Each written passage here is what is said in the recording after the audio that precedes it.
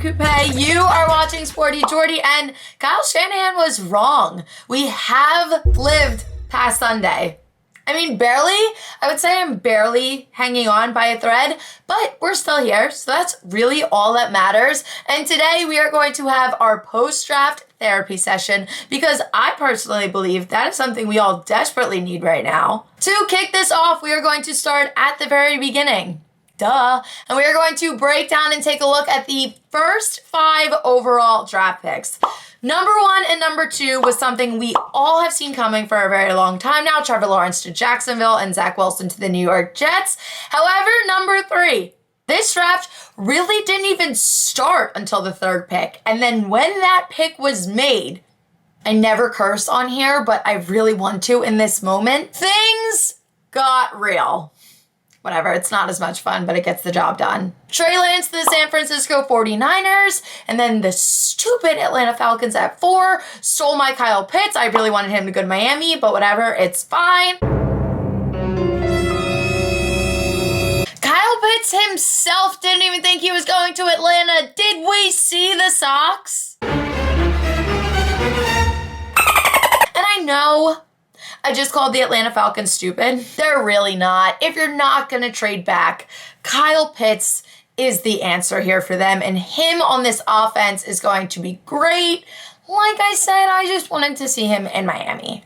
And then number 5, the Bengals taking Jamar Chase. And the reason I love Trey Lance to the 49ers so much is because the one concern that everybody has with him is we haven't seen him play enough, which is 100% fair, and I completely understand the argument. It's hard to judge someone when the sample size is that small, but what we have seen from him has been incredible. So I love the idea of him coming in, sitting behind Jimmy Garoppolo, and Jimmy Garoppolo has handled this like beyond incredible. He stepped up to the plate. He wants to benefit himself while also helping out Trey Lance in the process. Like, it's everything you want from that vet guy. So at the end of the day, I think this is going to work out great for the both of them.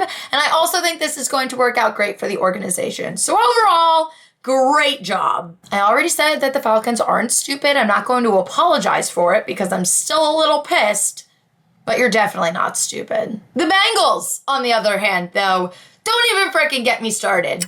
You know what? I guess we're started. Let's get into this. Was this a bad pick? Absolutely not. I totally understand taking the best receiver in this draft class with your young and extremely talented future franchise quarterback when they were already teammates and they're already besties. That connection, that's something you don't just find every day, though.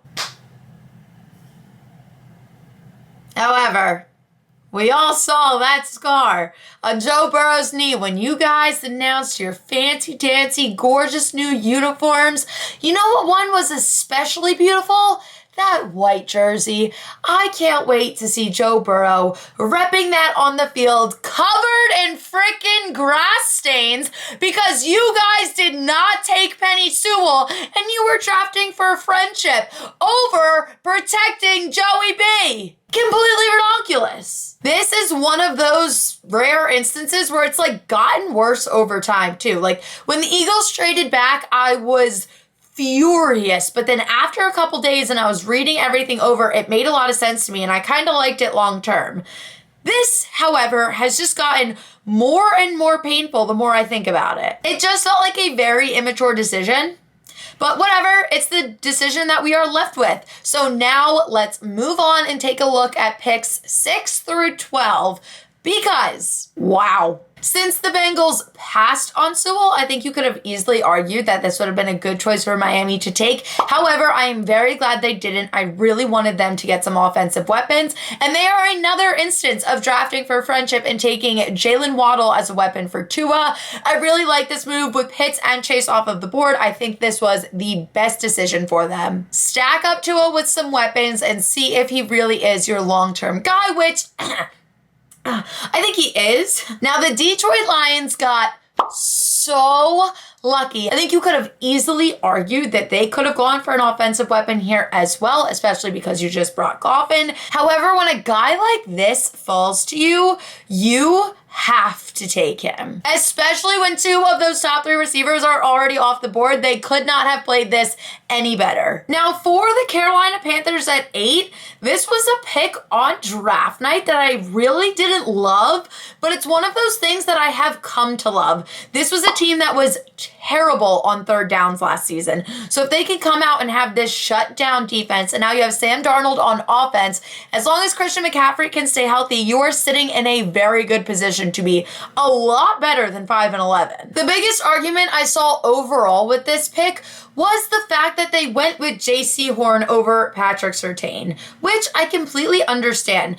On paper, Surtain was the best cornerback in this draft. However, I will argue in defense for the Panthers right here because I don't think Surtain is better than Horn. I don't think it's one or the other. I think it is whatever is going to fit your team the best. I don't believe that one is personally better than the other. I think it was these two guys as the 1 and 2 best cornerbacks in this league. Flip it whichever way you want, whichever way best fits your organization, and then everybody else is kind of in that tier below them. So I really don't hate this for the Panthers at all.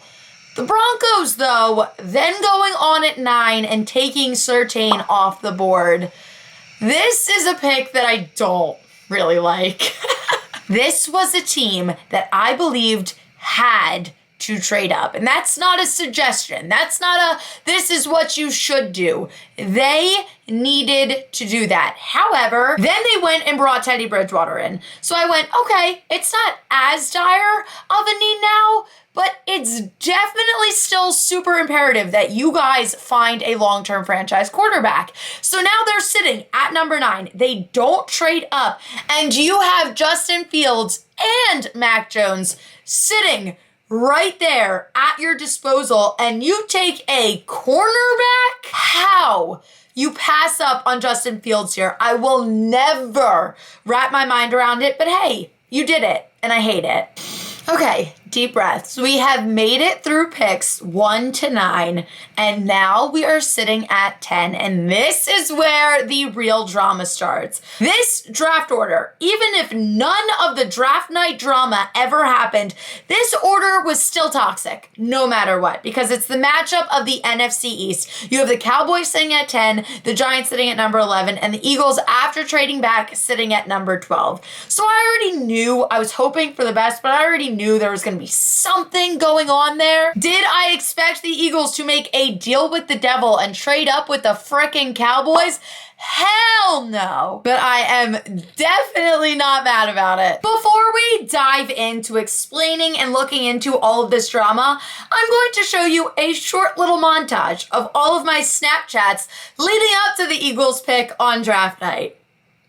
Buckle up. This draft is worst case scenario for the Eagles. I hope you all know that. Worst case scenario. We're taking a quarterback. Let me emphasize, worst case scenario.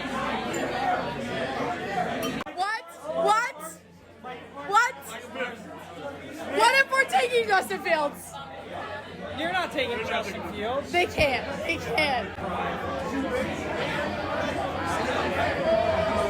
Wow. No, I can't handle this.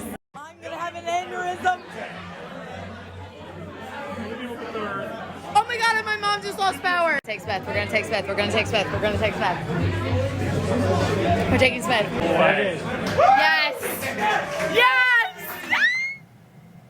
Yeah, I think a good word to describe me that night would have been basket case. But I ended up a very happy camper. So now let's rewind and kind of go through everything that happened with the Eagles trading up. As you heard me say, it was looking like worst case for the Eagles because in my mind, Jamar Chase was going to fall realistically to the Dolphins. Jalen Waddle was going to fall to at least somewhere between 7 through 9. So in both of of those guys go off the board at 5 and 6, I'm sitting there like, what the heck is going on? And then you have both cornerbacks coming off of the board at 8 and 9. So now the Cowboys are sitting at 10, the Giants are sitting above us at 11, and it feels like everything is being ripped away from me because it felt like all of our great options were being taken off the board. And I'm sitting there thinking, every guy that we want that would be a good fit for us at 12 is going to be gone, and we are going to panic and take a quarterback.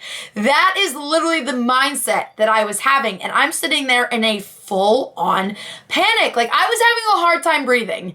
This was a lot for me. And then all of a sudden, the Eagles trade up with the Cowboys to 10, which was, without question, the smartest thing that we have done in a very long time. Because let's face it, Cowboys sitting at 10 with Surtain off the board, they were going to take Micah Parsons at 10. Like, I'm 100% convinced of that. So now they can still get him at 12, and they picked up an extra third round.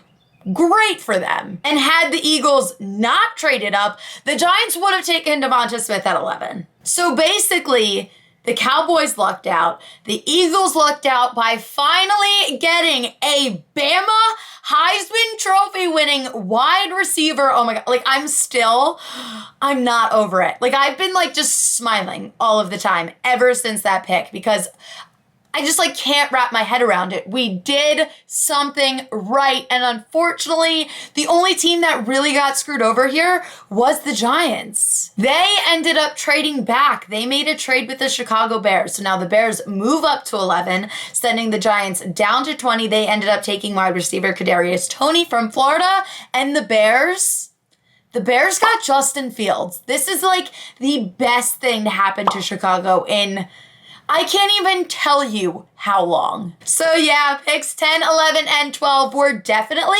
the most exciting parts of this night. And now I'm not going to go through the entire first round and break down all 32 picks, but I am going to give you my favorite pick from the later part of this first round and my least favorite pick from the later part of this first round. And then I'm going to give you the 5 teams that I think absolutely won this draft from start to finish. Oh, frick. It's kind of ironic. My least favorite and my favorite were literally back-to-back at 16 and 17, but whatever, we're going with it anyway.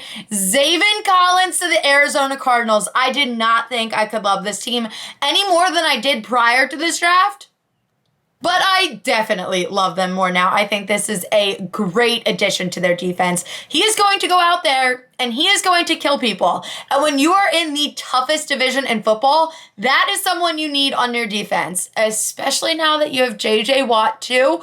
Oh my God. Everybody look out for the Arizona Cardinals. The Las Vegas Raiders, though. I did not like their pick, and not because I don't like him. He is incredible. I really wanted to see him go to Washington, so they missed him by 2 picks. Offensive tackle Alex Leatherwood from Alabama.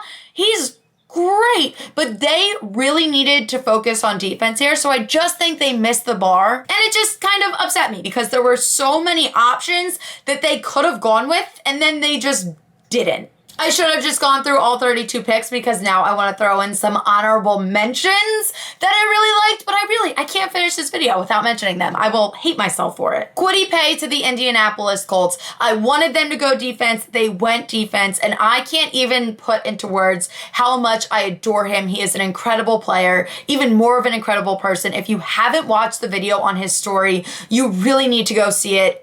Get the tissues. It will make you cry. But overall, I love this for him and I love this for them. The Pittsburgh Steelers also nailed the first round of this draft, getting Najee Harris from Alabama. This is exactly who I wanted for them. I am so glad he was available. This is the hole that they needed to fill. Even with James Conner last year, their run game is what held them back the most. And now, especially that he's in Arizona, this is something that they desperately needed. I am so glad. This is the guy. This is the running back from this draft. So the fact that they were able to snag him is perfection. Subsequently to this pick, wow, that was a big word. Good job, Jordan. I did really well there.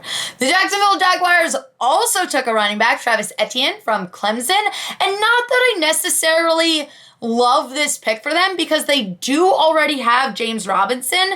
However, I just think it is so freaking ironic that this entire draft is just drafting for friendship.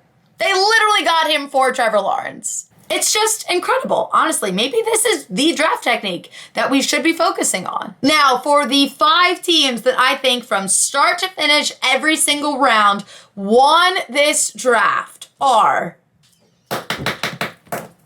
I don't even know why I keep trying. I'm terrible, but whatever. This is what we're going with. Number 5, super biased. I know, I'm not sorry about it though. I am very happy with what I saw this weekend and I just have to put it out there. My Philadelphia Eagles. The only round that I really didn't like was round 3, taking a defensive tackle, just because I feel like that's one of the only positions that we're actually in really good shape for. But other than that, especially day 3, I think we nailed this. So yes, I am very, very pleased. And another kind of biased one, sitting at number 4, the Miami Dolphins. Laramie Tunsil was just the gift that kept on giving for them. And I just don't think they can do anything wrong. They are brilliant. Sitting at number 3, we have the Detroit Lions. Getting Sewell at 7 is a steal enough, but then they got to pick up some great offensive weapons in the later rounds. I just think overall they handled this brilliantly, and I don't know. I kind of have some hope for them. Maybe they can start pulling themselves together quicker than we all thought. At number 2, we have the Cleveland Browns. J-OK at 52 overall. Do I have to say anything else? And number 1, this should be a very obvious one. The Chicago Bears. They made some aggressive trades to move up. However, this is going to benefit them more than we all even realize right now. Getting Justin Fields, getting Tevin Jenkins. They are sitting in such a great position. I am so excited. Bears fans, you guys seriously deserve this. It's been a long time coming. Now, if you like this video, make sure to give me a thumbs up and subscribe to my channel for more of my off-season content if you haven't already. And now we just wait 4 more months till football season actually starts. Bye!